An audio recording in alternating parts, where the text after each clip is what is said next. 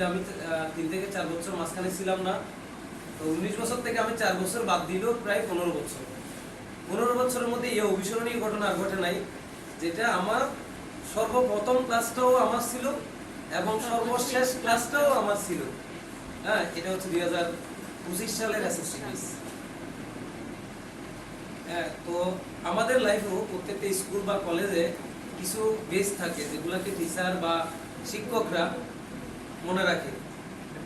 হ্যাঁ, মনে রাখে অথবা মনে থাকার মতো আসলে কিছু ঘটনা আনফরচুনেটলি ঘটে যায়। আমি আজকে তোমাদেরকে একটা কথা বলি, যদিও বা বলাটা মানে উচিত না, তারপরও বলতে হয়। এই যে আমরা বিদায়ী বলি, আসলে কি ক্লাস 10 মানে এসএসসি পরীক্ষা দেয়া এটা কোনো বিদায়ের বছর?